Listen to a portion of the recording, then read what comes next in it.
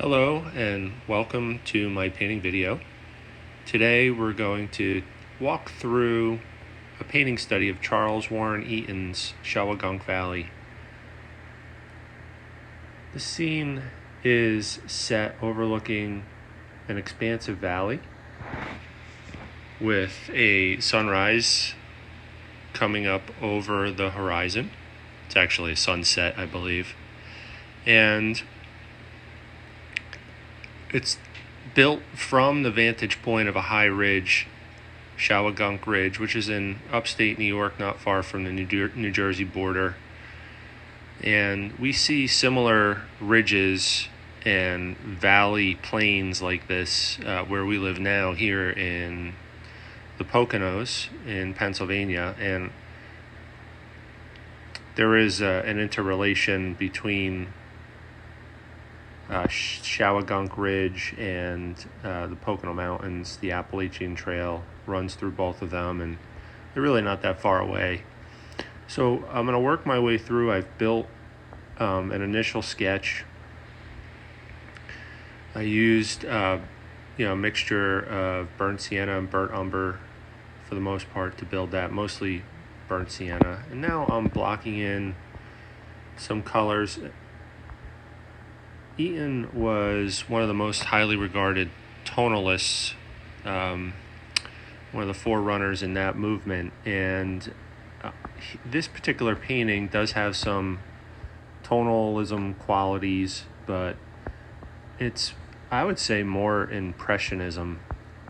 However, there's still a lot of the same techniques that are going to be applied. There's going to be a lot of applying paint and wiping it off and smoothing of any sharp edges for the most part, and really intentionally trying to create kind of the mood and the feeling associated with witnessing a sunset from this kind of vantage point. It's interesting. I've been reading Edgar Payne's book on outdoor painting composition, and I've also watched a lot of instructional videos and taken some workshops and classes, over my lifetime, and it never really stuck with me before. But now, since reading Edgar Payne's book on outdoor painting composition, I've become much more aware of the composition styles, if you will, that I see in different paintings. And this, definitely is I guess what we would call the steel yard composition, where we have two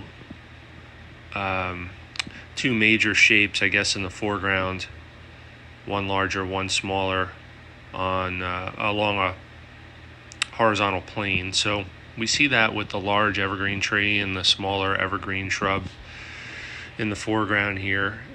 There could be an argument made for circular composition type, and also an S composition type as well. So it might be more accurate to categorize this as some sort of a hybrid composition type. Either way, views like this, I know for a lot of people, including myself, they're appealing. Kind of reminiscent of those days where maybe you took a hike up a mountain and were able to see a beautiful scene like this, and that's what drew me to paint this. I think I'm going to try some more Eaton studies in the future. I really do appreciate his style, and a lot of the landscape features are very similar to what I see locally here, so I'm very likely to learn a lot like I did creating this painting. This is actually the second study of a great American painter that I've completed.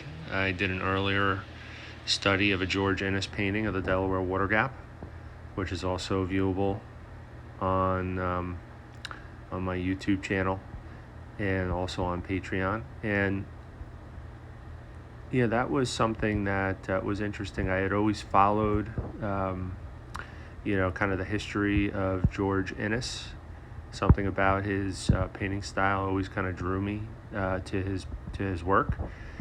I never recall ever hearing about Eaton. I came across his name and then did a quick search on his works when I was looking for information on tonalism and some books on tonalism. There were some really expensive books, kind of taking us through the history of tonalism. And I saw there was a copy available for about $25, so I ordered it, looking forward to kind of working my way through that when it finally is delivered here.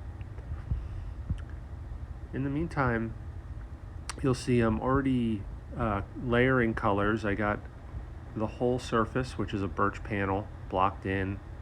There's color on every part of the panel at this point, and now I'm starting to layer colors in using mostly smaller brushes. There's one larger bristle brush that I'm using, and you'll see I go back and forth, and for the most part I'm using 6 colors and 3 or 4 brushes at any one time. Just weaving my way through, modulating or playing with the tones and the color application, trying to stay true to what Eaton created by way of feelings throughout this painting. A little less worried about being 100% accurate in the effort to duplicate the exact scene. And there I am creating some of the stone rows, ridges, and field edges that you see across this vista. Now in the foreground, I just tested out light green. It looked to me like Eaton used the same kind of lighter green mixture. It's a mixture of sap green, yellow ochre, white, and he used it for some of the highlights across the greener pasture fields. He also used it for highlights on the pine tree and in the foreground. So you'll see me work that in throughout. I was just putting down some initial color, hoping to see if I needed to mix it further, and I pre-mixed a pretty decent sized pile, knowing that I'd use a lot of it. Now I'm doing the same thing with a mixture of yellow ochre, white, and burnt sienna and cadmium red for the clouds, which is also used throughout different areas of the painting, so I tested that out. And you may have seen some progress actually occur there. I forgot to turn on the camera, so I didn't press record, so I was painting for about a minute and a half before I realized that I needed to hit the record button to get the rest of the progress, so sorry about that. You also notice I've started wiping paint on and off and scrubbing with cotton swabs. With a painting of this size, it is a 12-inch by 12-inch birch panel that I'm using here. Cotton swab is just a really good applicator for smaller areas of paint. It could be used to create different shapes, and it really does a nice job of moving paint around. I know that Stuart Davies, I think, was the painter that I had first seen this application used this way. He uses it a lot of the times to create tree trunks and shrub branches and that sort of thing in the scenes that he paints, and use it some other ways too, but I've adopted that and I'm appreciative of that. Now you can see I shaped the cliff that we're standing on in the foreground here.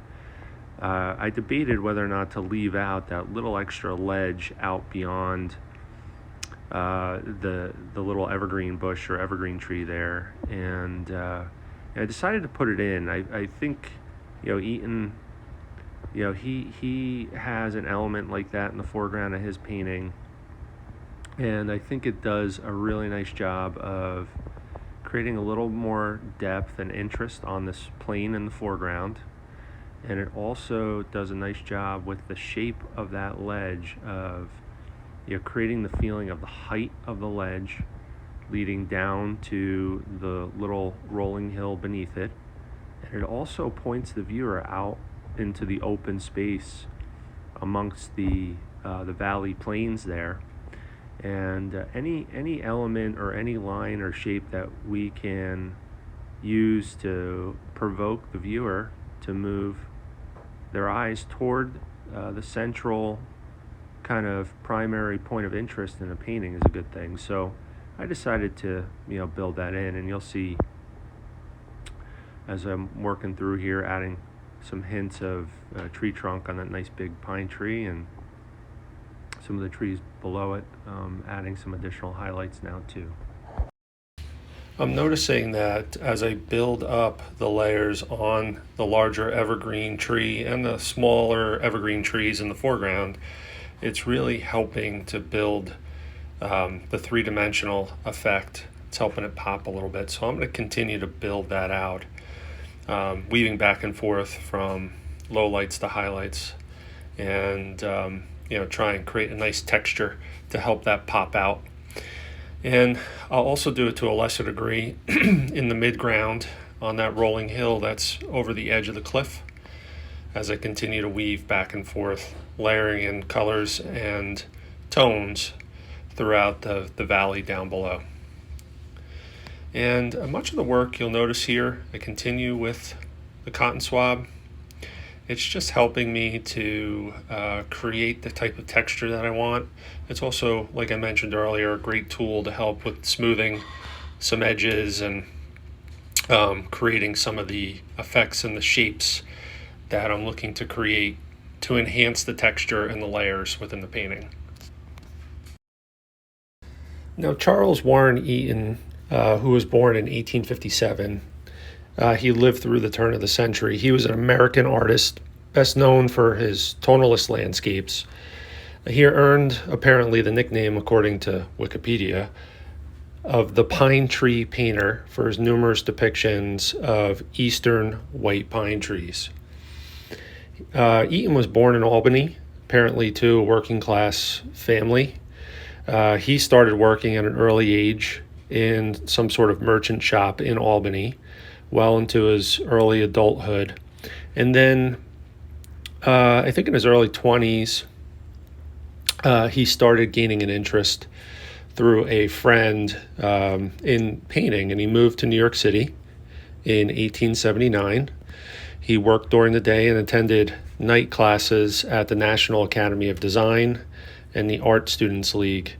So he spent a lot of time seeking out instruction and also practicing sketching as well.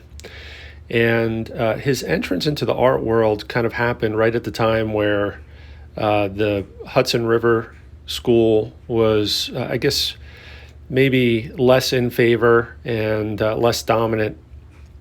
And this kind of change over to tonalism becoming the more popular style of the time. And he was right at the forefront of that.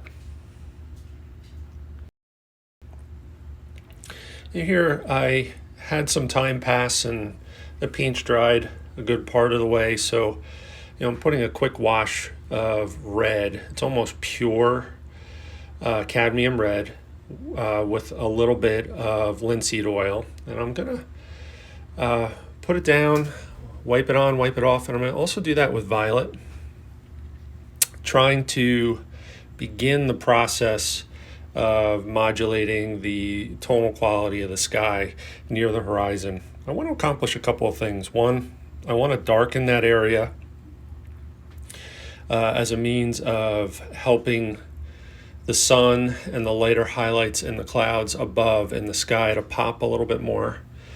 Also, I want to set the stage as well for a blending of the horizon line and almost making a mystique, or creating a mysteriousness around where that valley plain and the sky meet. I don't want that to be really clear, so I'm going to go back and forth and blend the sky color and the distant valley plain color. And as we often do, as the landscape goes off into the distance, we're going to try and cool the temperature of the color, so you'll see a lot of blue and a lot of violet. Now I'm scratching in some textures, trying to create the illusion of different textures on the bark. And at this point, the painting in general is the overall tone is much brighter than the original painting by Charles Warren Eaton. And I might keep it this way. Alternatively, I might come back somewhere down the road after it's completely dry and try putting some washes of darker tints to the whole picture, just to maybe more closely match what Eaton had accomplished with the mood of his painting. Well, there you have it. That for now is as close to done as this painting is going to be for a while. Thanks for watching. If you enjoyed this, please drop me a like and subscribe. Have a great day.